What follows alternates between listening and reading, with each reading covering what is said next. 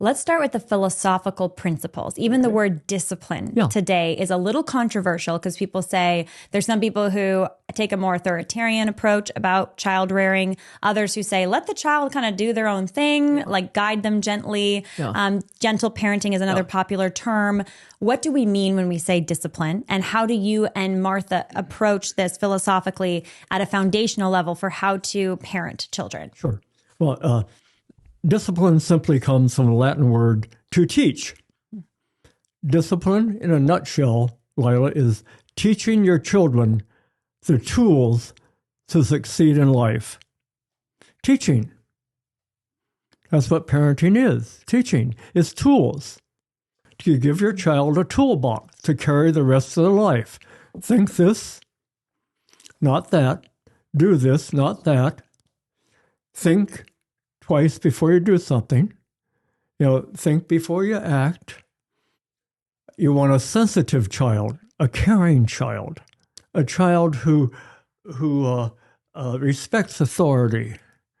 And so that's what discipline. This is why one of our favorite books is Discipline, because you ask about different styles. What is in the Discipline book is what works, period. But see, to sell books, people have to come up with different things. And I remember one of those was the baby training. Baby training is great. It's how you train a pet. It's great for pets, not for babies. So I'll tell you a story. And I learned from my practice. So I had a very nice couple come in. I looked after the baby from birth on. They came in, baby was 3 months of age. And father says, "Doctor, he's such a good baby. He sleeps through the night. He feeds on schedule. He doesn't cry. He's such a good baby." Okay, I didn't say anything. And so I examined the baby.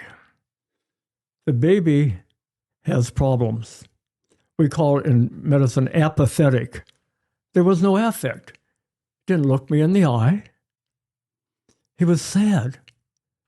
He hadn't gained much weight over the last month.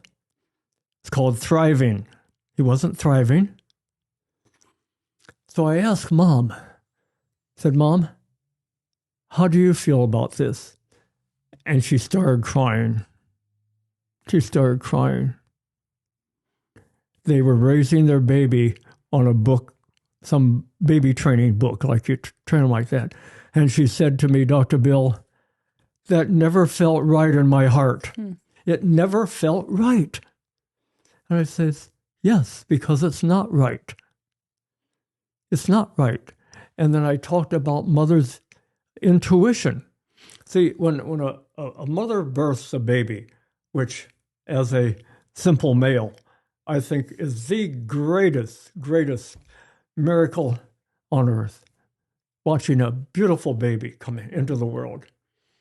Now think about it. The creator of one of the most beautiful creations, a baby, wants that baby to grow up right? Acting right, thinking right, being happy. So the creator would naturally put into mother's brain what we call mother's intuition, or mommy brain, whichever you want to call it. And in that mommy brain are two hormones, prolactin and oxytocin. These are hormones which are like discipline is like an orchestra. It's harmony between mother and baby and father and baby, a harmony. Those hormones are like an orchestra director. It's telling mom what to do. Do this, not that. Baby cries. You do what you think. Nobody can tell you how long to let a baby cry. Nobody else but mom and dad. So your intuition will tell you when to pick up your baby, when not to, when to feed, when not to, when to hold your baby, when not to. See? So mother's intuition is the key to discipline.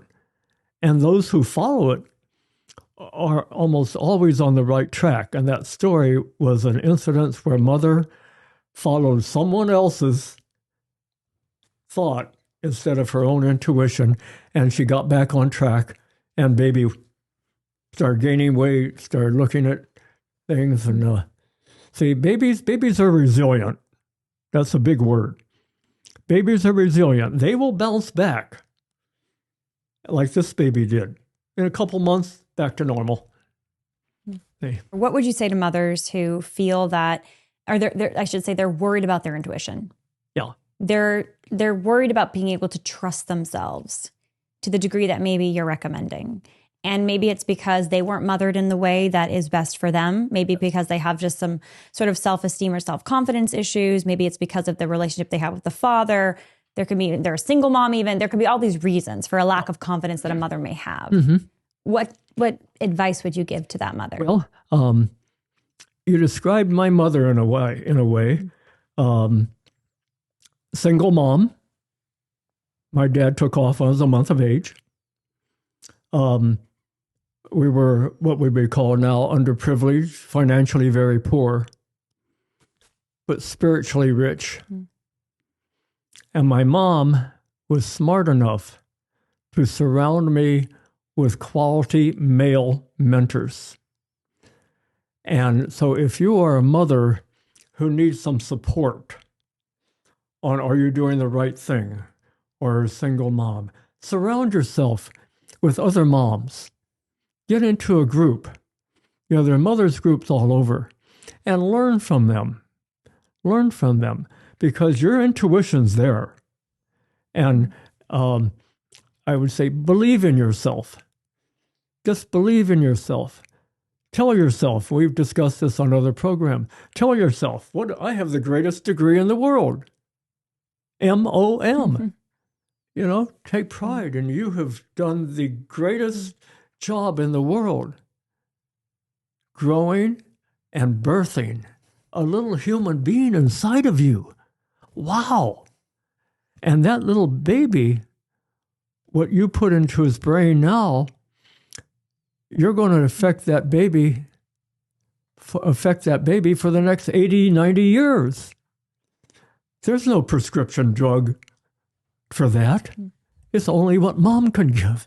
See, so I kind of lift up a mom when they're down, and other moms, there are many support resources for that.